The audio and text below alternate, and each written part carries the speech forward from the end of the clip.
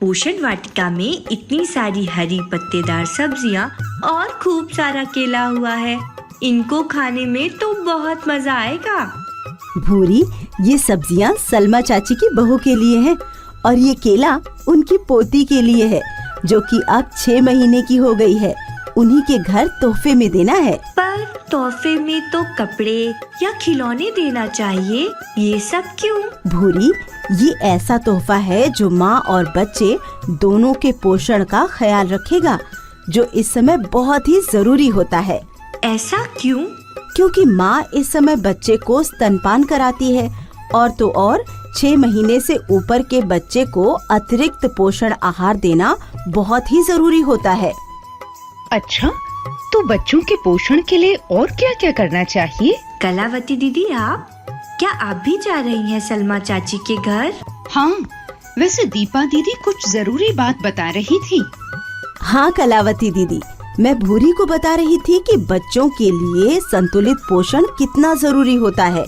सबसे पहले हमें ये समझना होगा कि जन्म के पहले घंटे के भीतर बच्चे को स्तनपान कराना बहुत ही महत्वपूर्ण है, क्योंकि पहला दूध अर्थात खीस में ऐसे तत्व होते हैं जो बच्चे को कीटाणुओं और बीमारियों से लड़ने में सहायता करते हैं। इसलिए खीस को बच्चे का पहला टीकाकरण माना जाता है। इसका मतलब बच्चे को स्तनपान कराने का सबसे महत्वपूर्ण समय जन्म के बाद का पहला घंटा होता है। हाँ कलावती दीदी, अब हम समझते हैं कि पहले 6 महीनों में बच्चे की देखभाल कैसे करते हैं। माँ का दूध बच्चे के विकास और वजन बढ़ाने में सहायता करता है। पहले 6 महीने में बच्चे को सिर्फ माँ का दूध ही पिलाएं। ये बहुत जरूरी है कि शुरुआत के 6 महीने में बच्चा पूरी तरह से स्तनपान से ही अपना पूरा आहार ले। इससे बच्चे को पूरा पोषण मिलने के साथ साथ बीमारियों से लड़ने की क्षमता भी मिलती है। ध्यान रहे, बच्चे को 6 महीने तक खाने पीने के लिए माँ के दूध के अलावा कोई अन्य पदार्थ नहीं देना चाहिए, क्योंकि इससे उसे दस्त जैसी बीमारी हो जाने का खतरा रहता है। सही बात है। बच्चों के अच्छे स्वास्थ्य, उचित शारीरिक एवं मानसिक विकास के लिए पहले 6 महीने तक माँ को केवल अपना ही दूध पिलाना चाहिए। क्या बात है भूरी, तुम तो बहुत समझदार हो गई हो। ये सब तो ठीक है दीपा दीदी, पर जब बच्चा 6 महीने का हो जाता है तब क्या करना होता है? बताती हूँ दीदी। 6 महीने के बाद बच्चे को ऊर्जा और पोषक तत्व की जरूरत बढ़ जाती है।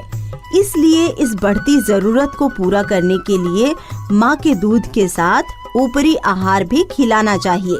इस समय बच्चे की माँ को भी संतुलित पोषण आहार मिलना चाहिए, जैसे कि खाने में दाल, रोटी, चावल, हरी सब्जियाँ और मौसमी फल इत्यादि।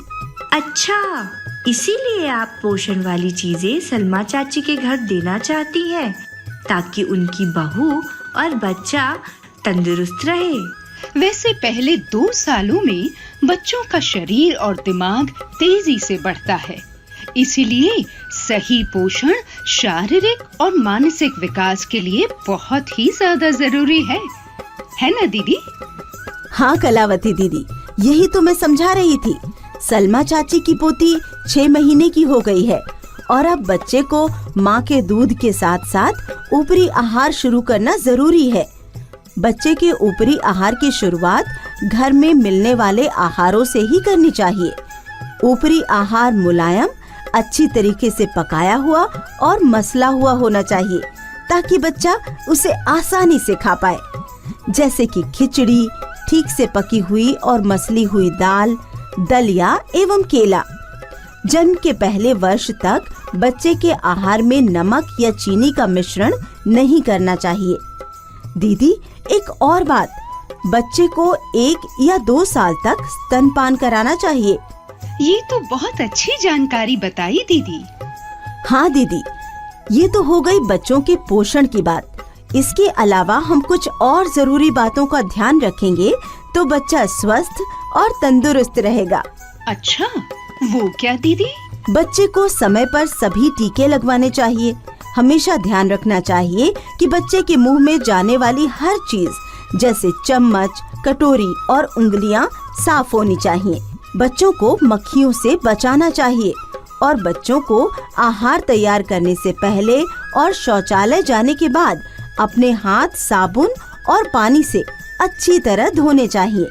सबसे जरूरी बात दीदी, डॉक्टर का कहना है कि बच्चों को रात में खाली पेट नहीं सुलाना चाहिए, बल्कि संतुलित खाना खिलाकर ही सुलाना चाहिए, ताकि रात से सुबह तक के लंबे अंतराल में बच्चा भूखा न रह जाए। ठीक से पेट भरने पर बच्चा रात को आराम से सोएगा और उसका विकास भी अच्छी तरह से होगा। ये सारी बातें मैं अपने दोस्त राजू को भी बताऊंगी। उसके घर में नया मेहमान आने वाला है। हाँ भूरी, और अधिक जानकारी के लिए हम गांव की आशा, ANM और ममता से संपर्क कर सकते हैं। दीदी, सलमा चाची के यहाँ चलते हैं। ये सारी बातें उनको भी बतानी होंगी। अरे, आप लोग जाते जाते ये बात याद रखेंगे ना? बच्चों के सही पोषण का रखें ध्यान, ताकि उसके चेहरे पर खिलती रहे सेहत की मुस्कान।